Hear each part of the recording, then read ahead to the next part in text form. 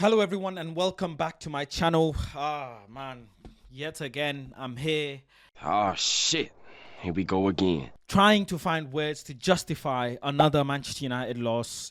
It's just you ride it until the wheels fall off, and at this point, bro, the wheels are not falling off. We're pushing the car, we're pushing the vehicle up a hill, and we're failing. We're constantly failing. All we are doing is going backwards. Manchester United, as of today, on the 16th of February 2025, sit at 15th in the Premier League. It is an embarrassing situation. It is an embarrassing moment for all Reds all across the world, and for Manchester United as an organization as a whole. Bigger question is, are we failing? Is Ruben Amorim failing? Did he get it wrong? Did he mess up? What is he taught the players? Why did he not get it right? You know, a lot of questions you can ask. Right? Spurs got one somewhat lucky goal from the rebound, and after that they didn't really do anything. They made Onana make a couple saves, but let's be honest, Vicario had to make the better save with Garnacho's shot. Garnacho had two clear chances to try and put the ball in the back of the net, but he failed. You had one job. And that is where this game comes down to. This game could have been a draw. It should have been a draw. Really and truly, when you deep it, this game should have been a draw. Am I finding it hard to support Amorim? Yes. But at the end of the day, I think for me, I will have a more clearer understanding of Ruben if and when Ruben gets kicked out of one of the cup competitions. Until then, I find it hard to really say much about him in the league, because for me, I have decided to let it all in. I've let it all in, and I've put it all in, and I'm willing to be, just accepting of the pain.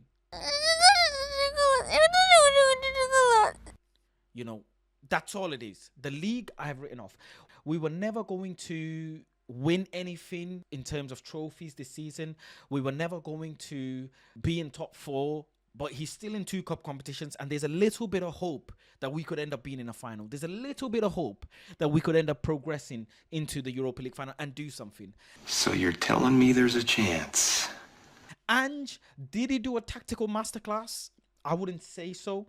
He definitely concentrated on Dallow's side, on the left-hand side, using Spence, who's obviously having a great run of games so far for Spurs. He's rejuvenated, his career, and he's doing well. He is doing well, and good on him. Do you know what I'm saying? Good on him.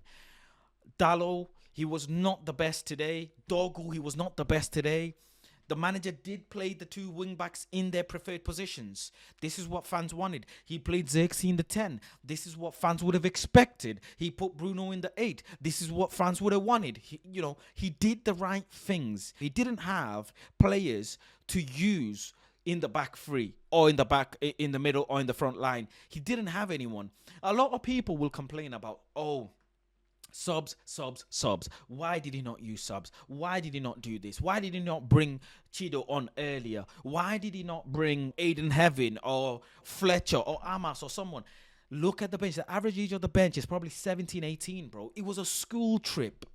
Lindelof was monitoring all the young players. That's what it was. You can't rely on them. The players look tired. Yes, because the players fail to control the game. You don't want to see Casemiro start in games. You'd rather see him come into games and then, just clean up as he does. But he started today. Did he put a foot wrong? Not really. Not really. Bruno Fernandes made some okay passes, but gave the ball quite a bit away. Again, do you want to see Bruno Fernandes next season in this team? Is that who you think we can build a team around, or one of our strong performers of the team week in, week out? He's not. You saw Maddison turning, chopping, drawing in fouls, getting in tight spots and working with the ball. But we didn't do that. We did not do that. Do you know what I mean? Mazarawi getting cooked again and again and again. Can you rely on Rasmus Højlund game in, game out to produce something out of nothing? Sometimes I'm seeing Rasmus too deep in when he should be in the middle of the box, and he's running, trying to kind of fast forward his way into the box, and he's too late by that point. Garnacho, selfish at times. Dallow had a shot, on goal, or tried to square the ball, and it got parried away. It got cleared away. It's just a lot of mess that the manager has to kind of sort out bit by bit. Nice.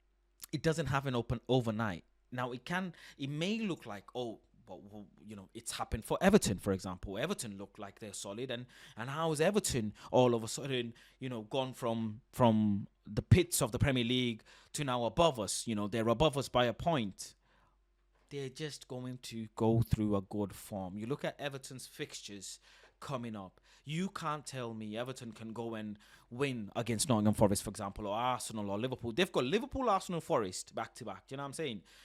You can't tell me. They're also out of cup competitions, and we're still in cup competitions. It's a lot of factors involved. I don't want to sound like I'm making excuses, but for me, winning today wouldn't have done any difference, bro. We would have been in 12th. We would have been 12th. It's no difference. If we did win, people would have mocked us saying, oh, Man United won and now they're 12th. Wow, amazing. Doesn't make any difference, bro. Yes, on the grand scheme of things, on the other hand, if you look at it and say, if we turned it around, if we did start to win games, if we did start to go on a run and a form like Everton are, we would be in much better position. We could have been 10th or maybe even in 8th around those regions and try and squeeze our way back into European football.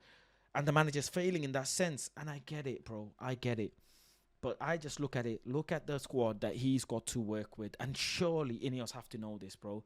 He was looking down at the floor during the game. He looks beaten up. Some of the things that he's saying in the press conference looks like he's beaten up. He said, "We try everything to have the players fit. We always talk about the changes game by game to have the players fit.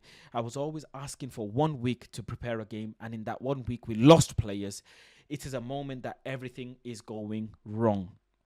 He wanted to work with all the players in that week, and yeah, things worked out the opposite way, and players just fell like flies. He said, "We tried a different approach with players we had. We changed during the week. Really pleased with the effort. We created situations. The biggest difference was they scored and we didn't.